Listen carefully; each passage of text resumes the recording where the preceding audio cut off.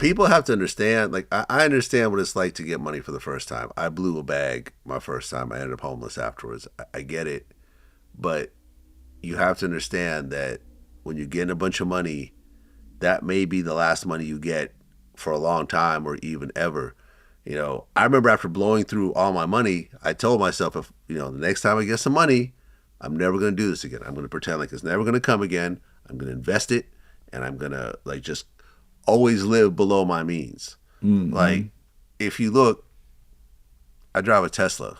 Yeah. I could pull up in a Rolls Royce. Yeah. For what? Right? You got to keep it. You see what I'm saying? I could have been in Rolls Royces for the last, I don't know, 10 years. But it's like, all right, like, let me live below my means because I could take... We need to start talking more on the phone. I could take this money and I could actually invest it in the stock market. Like, investing in the stock market was the second best business decision of my whole life. The first was launching Vlad TV. The second was taking the profits from Vlad TV.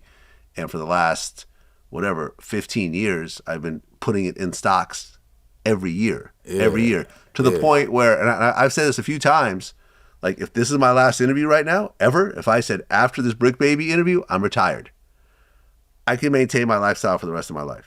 That's crazy. I could stop. I could literally, between what I made in the stock market and the catalog on YouTube that will continue to make money, I could live off the rest of my life at the same lifestyle that I live now.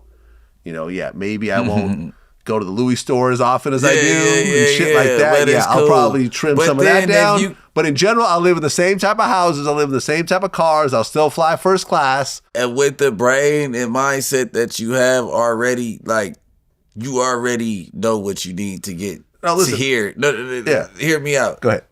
You'll be bored with that money sitting at the house and find something else to where it's going to make you an extra couple more dollars to where you can still go to Louis again. You know what I mean? Right. Because we're superhumans. I talked to a lot of people that I've interviewed even recently who have been famous and more successful than me way longer, who are still like, oh, yo, like, I've had to scrape by this past year because I'm waiting for this check to come. You know, that I just need a new gig that might make me another $1 million or $2 million and I'll be good again. Like, you shouldn't be going through this at that age.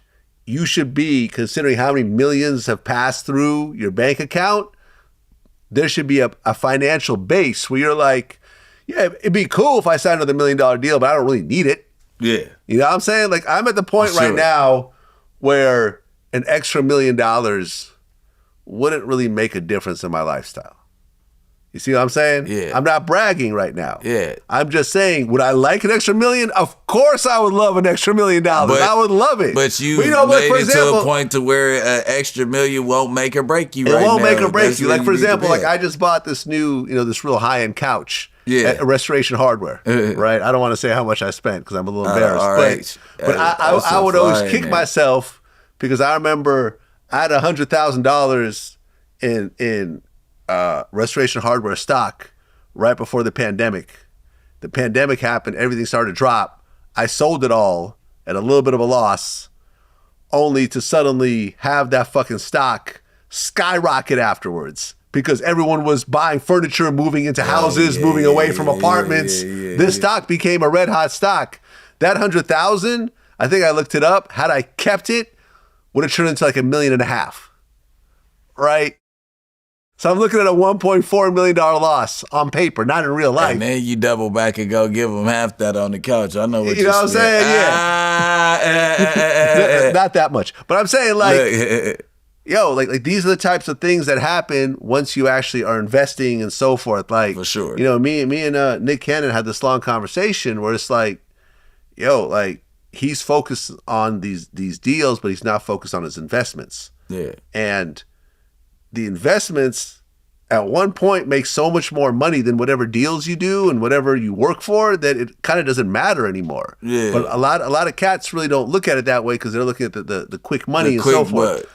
Like, I don't own any chrome hard jeans. Yeah. I could go to the store and buy 10 pairs if I want. But the fact that you see, like, I was looking through Lil Meech's Instagram, different Carhartts in like every picture. Different Chrome hearts. Yeah, I know what you mean. Every picture. Yeah. And I'm just like, yo, you wildin' right now. Like, you're not rich like that.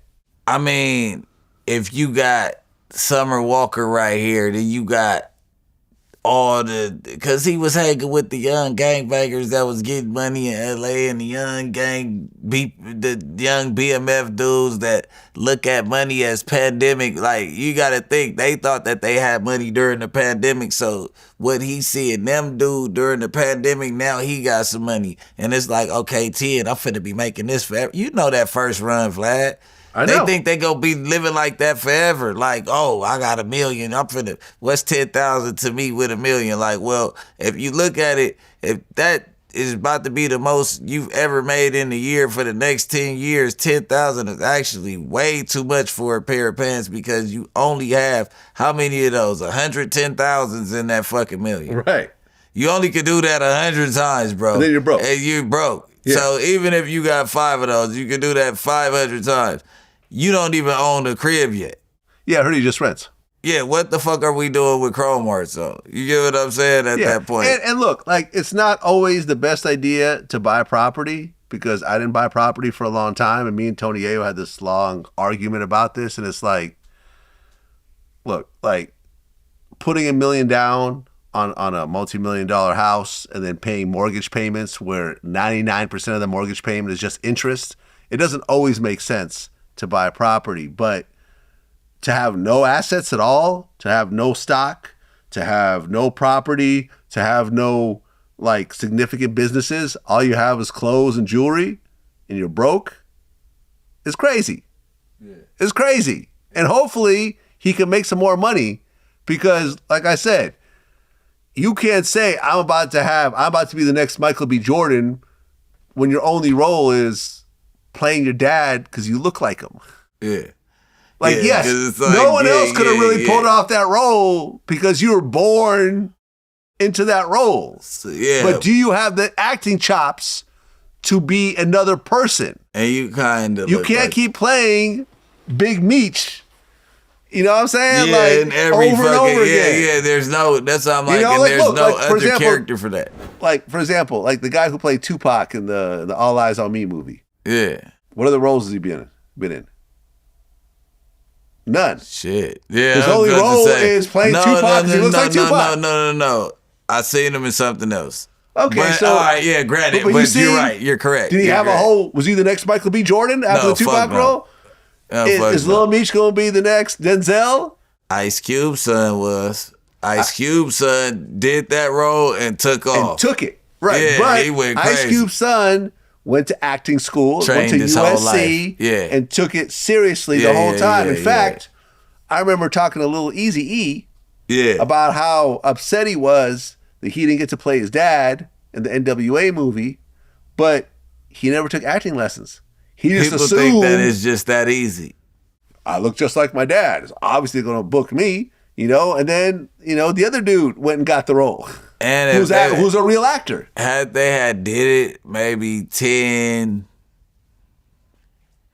years earlier, Lil Eazy could have played the role. Maybe 7, 8 years, 10 years earlier, where he looked younger, you know what I mean, and all that stuff. He could have lost some weight. Like, you know what I mean? They could have done something. But at the end of the day, these are big $100 million productions. They're not just going to do a favor for you. Like, there's too much writing on this shit. So, like I'm saying, Lil Meech is going to have to learn how to act and play someone other than Big Meech. It's acting. You have to pretend to be someone else. Yeah, for sure.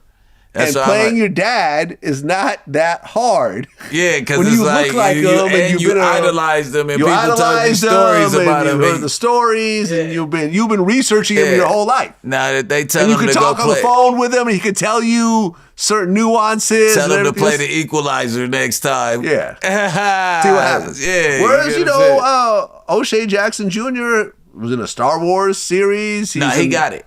Yeah, no, he got it. You know, Denzel's son has been getting leading roles. Like, these guys are taking it seriously. Yeah, I used to play football. Well, football with. We played basketball together, but then he ended up playing football at Morehouse. Denzel Washington's son. Oh, okay. Yeah, We didn't play on the same team, but same park. And baseball.